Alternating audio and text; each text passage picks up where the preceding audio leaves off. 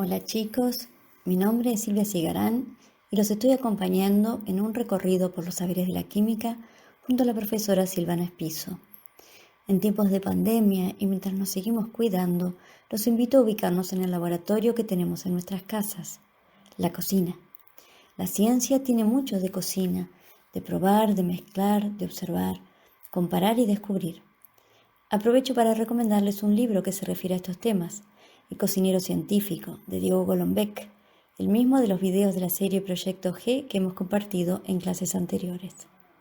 Volviendo a nuestra cocina, una de las actividades que solemos hacer cuando queremos preparar una receta es medir. Medimos usando una jarra o medidor de cocina y medimos también en cucharadas cuando así lo dice la receta. Es entonces cuando nos surge la duda de qué tamaño de cuchara habrán usado los que escribieron la receta. ¿Será de postre, será de sopa o de café? Es muy importante que sepamos cuál usar porque la cantidad que mediremos es distinta y el resultado de nuestra receta también cambiará. Para no cometer errores, lo más recomendable es medir las cantidades usando una balanza. En este caso estaremos midiendo la magnitud masa, es decir, cantidad de materia. Recordemos que llamamos magnitud a todo lo que podemos medir.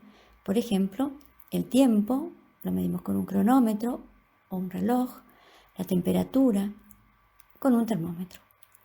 ¿Pero todas las balanzas sirven para pesar las cantidades que figuran en una receta? Seguro que no. Generalmente usamos balanzas que tienen una capacidad máxima de 2 o de 5 kilogramos y en las que podemos medir cantidades del orden de 1 gramo. Pensemos que las que habitualmente usamos para pesarnos nosotros, las que están disponibles en las farmacias, tienen una capacidad máxima de 120 kilogramos. Pero en ellas no llegamos a detectar cambios cuando pesamos algo que tiene una masa de 1 gramo o de 10 gramos. Algunas recién registran cambios cuando hay variaciones de por lo menos 50 o 100 gramos. Entonces, es importante saber seleccionar la balanza de acuerdo con lo que nos interesa pesar. Y ahora comencemos a pesar.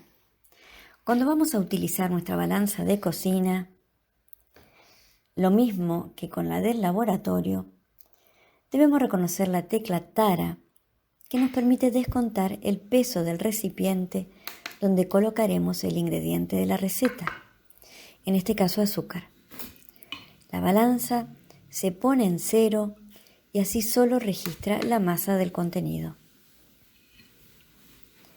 En la escuela, por ejemplo, se taran los frascos cuando se está envasando miel o dulce de leche que se venden por peso. Otro detalle a tener en cuenta en el uso de las balanzas es respetar la cantidad máxima que se puede pesar. Generalmente está escrita de manera bien visible, sobre la parte lateral o atrás. Nunca tenemos que pesar por encima de la capacidad máxima porque inutilizamos la balanza, la dañamos. En esta balanza la capacidad máxima es de 300 gramos. En el laboratorio, la balanza es un instrumento de medición que se usa muy frecuentemente. Entonces debemos mantenerlo en buenas condiciones para que nuestras pesadas, como se llama el acto de pesar, sean exactas. Es decir, que su valor no tenga diferencias con el valor real. Una balanza de laboratorio necesita ser calibrada periódicamente. Para hacerlo se coloca un peso de referencia en el plato o platina. Esa pesa patrón viene de fábrica con la balanza. Cuando ponemos esa pesa, la balanza debe registrar la masa que figura en la pesa, en este caso 300 gramos. Si hay alguna diferencia, debemos calibrar la balanza siguiendo el procedimiento que figura en el manual de instrucciones. Como notarán, fue necesario calibrar esta balanza. A continuación, obtendremos la masa de 50 mililitros de agua, medidos con una probeta. Como antes, encendemos la balanza, taramos el recipiente, que en este caso es un vaso de precipitados, y luego medimos la masa de agua. Recuerden que la probeta nos da una medida aproximada del volumen. El margen de error de la probeta figura impreso en el material de vidrio, donde también aparece la temperatura de 20 grados centígrados, que es el valor al cual se hizo la calibración de ese material. Esta balanza da el resultado en gramos, pero con una cifra decimal. En este caso, observaremos cuál es la masa de esos 50 mililitros de agua. 49,2 gramos.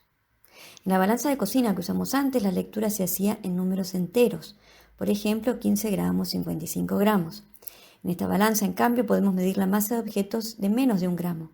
Decimos que esta balanza es más sensible porque permite obtener masas pequeñas con exactitud. Por ejemplo, nos permite obtener la masa de este clip. Para finalizar, en la cocina, si queremos obtener siempre los mismos resultados al hacer una comida o un postre especial, lo ideal es medir las cantidades. De igual forma, en el laboratorio necesitamos hacer mediciones confiables para que los resultados de nuestras experiencias sean los mismos, es decir, sean reproducibles si conservamos las mismas condiciones de trabajo.